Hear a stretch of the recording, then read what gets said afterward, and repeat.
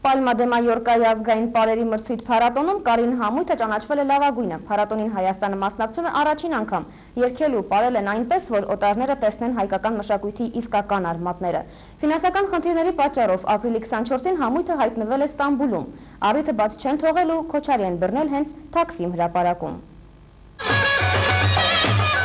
Կարին ազգագրական երկու պարի համույթի Քոչարին ու Յարխուշտան ցնցեցին ոչ միայն Իսպանիան, այլև Ստամբուլի սիրտը։ Ապրիլի 24-ին, երբ հայությունը սգում էր 15 թվականին Օսմանյան Թուրքիայի զոհ դարձած 1.5 միլիոն հայերի հիշատակը, Ստամբուլում թուրքական դրոշի եւ Աթաթուրքի հուշարձանի առջև Թաքսիմ հրապարակը ցնցվում էր հայ ազգային ու ռազմական պարերի շարժումներից։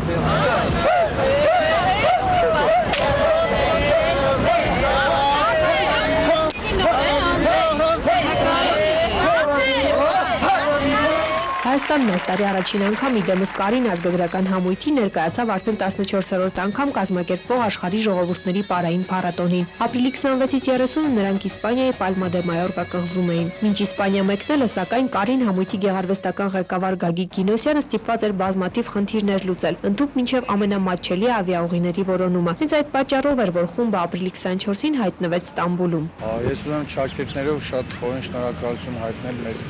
ավիաուղիներին, բոլոր, որոնք այնպիսի գներ էին առաջարկում ավիաթռիչքի համար, որ ֆինանսապես մենք չէինք կարողանում այդ մեզ թույլ տալ եւ տարբեր թռիչքներ փորձելով ամենահարմար, այսպես ասենք, գնացուցակը Ստամբուլից Իսպանիա թռնելն է։ Երբ հասանք իրենց գլխավոր հրապարակին, իրենք ներկայացրին, որ սա իրենց գլխավոր հրապարակն է, ասի, եթե կարելի է մի փոքր շրջենք, իջնենք ավտոբուսից, տղաներին նայեցի, ասի, պարում ենք, տղաները բոլորը իհարկե արձագանքեցին եւ մենք սկզբից մտանք Քոչարի եւ այդ Քոչարու ոգեղենությունից արդեն Յարխուշտան ինքնաբերաբար պորտկաց։ Իսպանիայում նրանց սպասում էին հայ համայնքն ու Հայաստանի դեսպանը։ Վերջինիս նախաձեռնությամբ էր, որ համաշխարհային հեղինակավոր փառատոնին մասնակցում էր նաև Հայաստանը։ Հայկական կողմը, սակայն իդեմս մշակույթի նախարարության հոգացել էր միայն Կարին համույթի կեցության ծախսերը, պահանջվող գումարի 1/4 մասը միայն։ Մյուս բոլոր խնդիրները լուծվել են շնորհիվ Կարինի վաղեմի բարեկամների եւ անհատ բարերարների։ Ցավոք սրտի շատ տարբեր ատյանների դիմեցինք եւ շատ տարբեր ինստանցիաներ անցանք, սկսած նախագահական նստավայրից, բոլոր նախարարություններից, որոնք առնչվում են փոքր քիչ թե շատ մշակույթի հետ, եւ բոլոր գործարարներին, բոլոր կազմակերպություններին, որոնք նաեւ հայտնի են իրենց ազգային մոտեցումով, բայց ցավոք սրտի բացի Կարինի բարեկամներից ոչ մեկի կողմից աջակցություն չեղավ։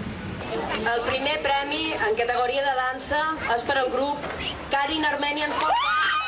Աջակցությունը մասնակի էր, բայց հպարտությունն ընդհանուր է լինելու։ Հայաստանը պատվով հանդես եկավ եւ Պալմա դե Մայորկա կղզում 21 երկրներից ժամանած 28 ամենատարբեր համույթներից Կարինն արժանացավ միանգամից 2 մրցանակի։ Յարխուշտան ճանաչվեց լավագույն պար, իսկ երաժշտական ձևավորումն արժանացավ 3-րդ մրցանակին։ Վստահ ենք, որ մեր պարը աննկատ չի մնա, բայց մրցանակների մասին չէի ուզում մտածեի, հոգու խորքում շատ էինք ուզում, բայց ինչ-որ այդպես կոպիտ ասած վառ հույսեր չունեի։ Ուղղակի խառնաշփոթ էր եւ իհարկե մեծ խանդավառություն։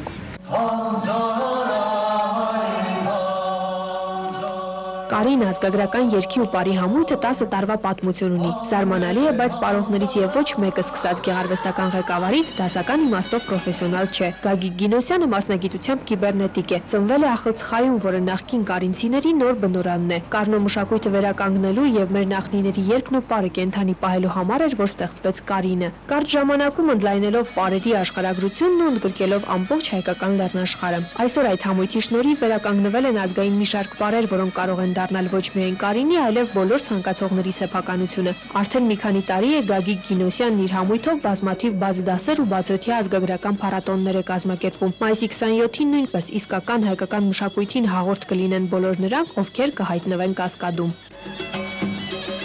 Սոլնե Միքայելյան, Կարեն Չիլինգարյան, լուրեր։